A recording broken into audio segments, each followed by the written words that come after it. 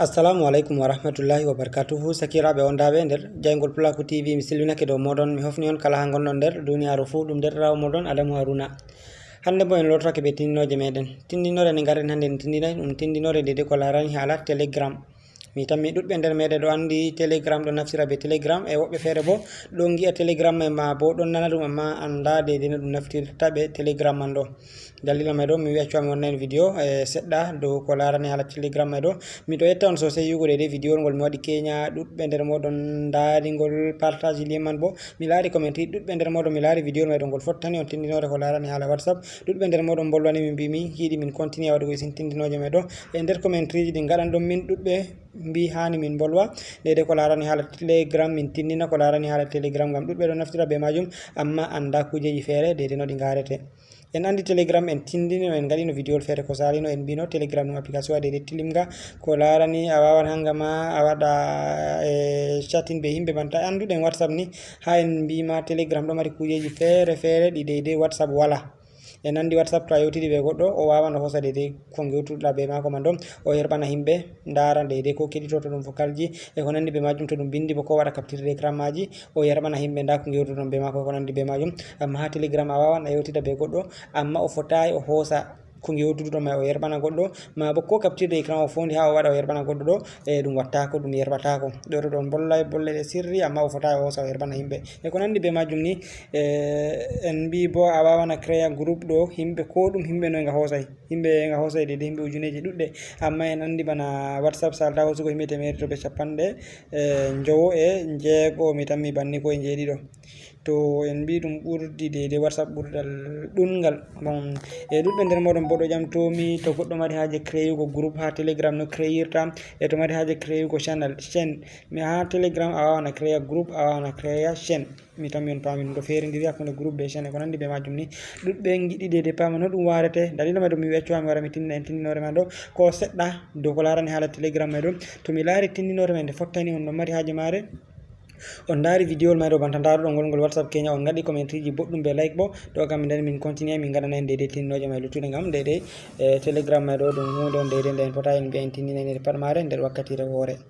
Ngam mai ɗo ko larani hala ƴami meɗen ɗi ƴameten en mbi ƴami ɗi sakafa. Ngam mai ɗo mi laari ƴami mai ɗi to pottana ɗuɗɓe nder moɗo ɗon bolwana mi ɗon getta mbiyen on mai ɗo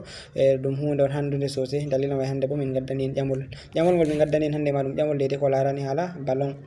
Mi yiɗi mi ƴama en en 2019 ɗum moyjo on hoosi ballon d'or je Afrique hakkunde himɓe tato ɗo. Arande man ɗo 𝑭𝑚𝑬𝑳𝑐𝑐𝑧 mo Égypte, deuxième man ɗo Sadio Mané mo Sénégal, troisième man ɗo 𝐉𝑐𝑼𝑷 mo Gabon. Hakkunde himɓe tato ɗo mo on hoosi ballon d'or Afrique en 2019. Ngam mai ɗo mi yiɗi on bindanami jawabu man ɗo ha les babal commentary. To a andi ma a habda windana min, to a anda bo fondu tan heftugo ngen a heftan to nangin a heftan wangi a fonda sa'a maɗa a yi'a an kam a heftan ko a heftata. Ngam mai ɗo windani min hakkunde 𝑭𝑚𝑬𝑳𝑐𝑐𝑧 Sadio Mané e 𝐉𝑐𝑼𝑷 en gi'a ɗum moy on hosuno ballon d'or Afrique en 2019. Ngam mai ɗo mi ɗo rendi dede commentary ji moɗon les babal commentary man ɗo. Ngam mai ɗo en dille nder video mai ɗo en gi'a dede ɗum tan misal warago, amma ha ragare video mai ɗo mi tammi hokkugo en jawabu lattiɗum sahi ma bo jawabu labɗum dede ƴambol ngol ƴamden mai ɗo. Ni tammi on gejjitayi bo tindinore nde puɗɗunoɗen tindingo ko larani hala telegram. Amma hedde ko mai ɗo mi ɗo toro dede kala ɓen ɓe abonayi fu ta gejjite warugo les ragal jungo moɗon nyamo ha bindi bodeji 𝑭𝑗𝑚𝑦𝑚 ɗo on gara on mema dow maji banni. ɓawa to on memi dow maji on daari alama kungel fere wari banta alama lenguru, sai on mema dow magel banni. ɓawa to on memi dow magel on daari ko garti han konta ton, sai gar on mema ngel dow to ɗo on hokkata on dede kala nde min gerbi video kesol fu on daara ngol be koyɗum. Nonnon tan gejjite warugo dede ha alama kolel like ɗo on gara on mema dow magel, to on memi dow magel on gi ngel garti en blé ɗo on hollata dede video mai ɗo ngol fottani on. Ta gejjite warugo ha les babal commentary on accira min commentary je encourage min heɓa min gaɗa ko waddunogon video ji tilimɗi. Nonnon min ɗo toro on ta gejjite warugo dede ha babal alama sharing ma bo partage ɗo on partage lien video mai ɗo ha nder groupe ji moɗon WhatsApp, Facebook, Telegram e ko nandi be majum heɓa sakiraɓe ɗuɗɓe nasta ndara mbotoro be majum.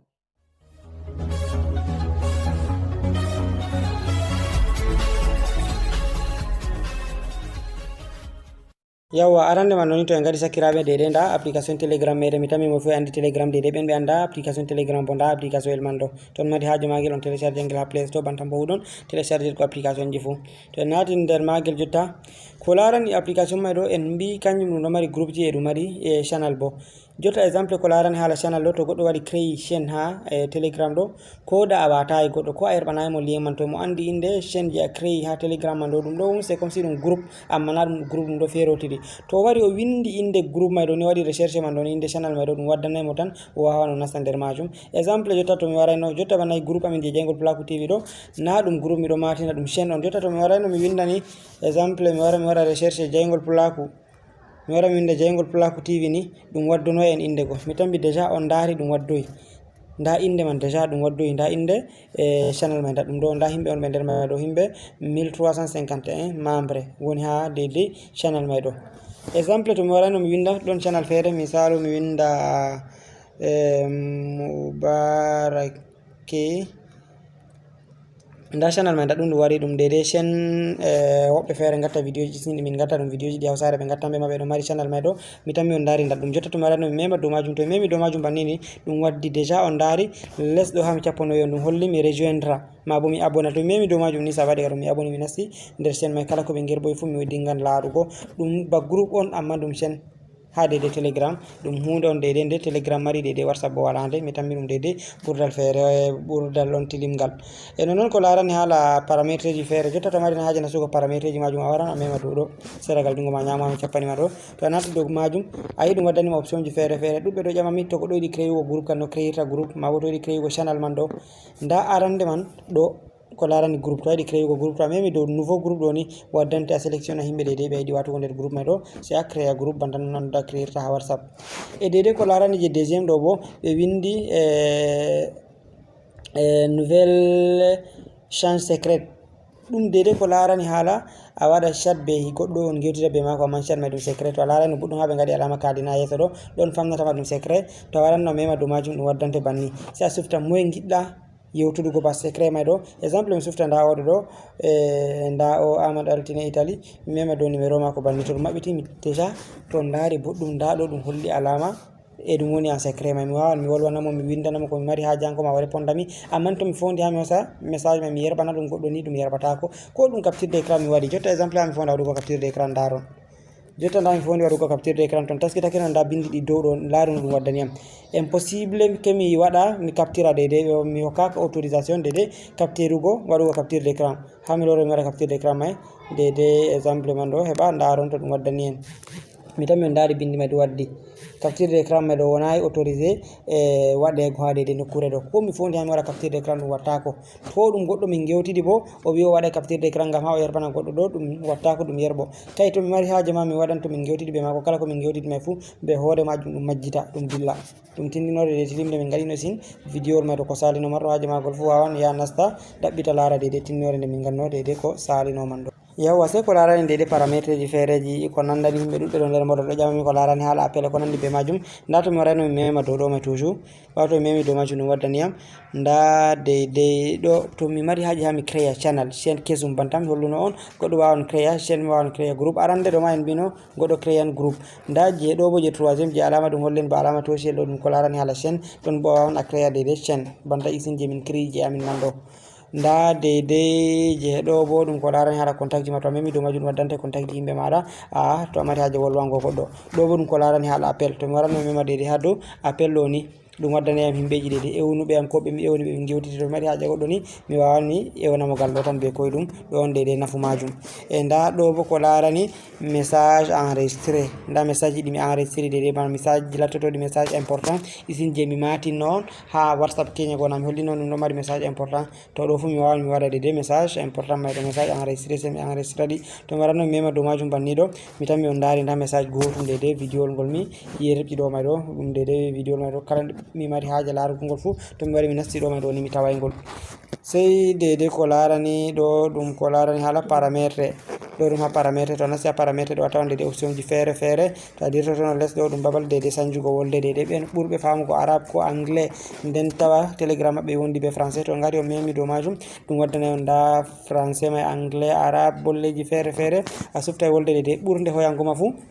sey a wada a naftira be de wolde man do e ko nandi be majum ni ngam may do mi la video men gol juuta mi tammi on fami sedda der tindinoje de mi wadani ko larani hala telegram man do to on mari haaje dum do mari option ji fere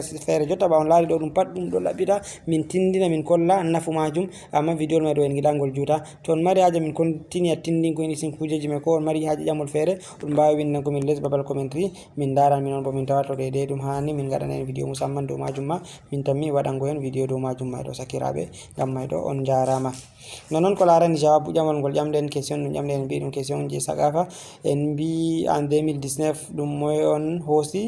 ballon kangeri ma bo en biata ballon d'or afrique hakunde himbe tato en bino Mohamed Salah Sadio Mane e Aubameyang jawabu latti dum sahihi ma bo me jawabu latti dum labdum ni dum Sadio Mane mo lesdi Senegal hanko on hosi ballon d'or afrique en 2019 de gara dum ha Egypte ha Misra yawwa mi tammi on pami sakirabe ngam may do mi do ero kala ben be kefta fu be tammi heftugo ha jambol gol min tammi jamugo ha video meden tammi gol warugo yeso ngam may do on jarama dum derrawo modon Adamu Haruna se to en fotti ha video tammi gol warugo yeso assalamu alaikum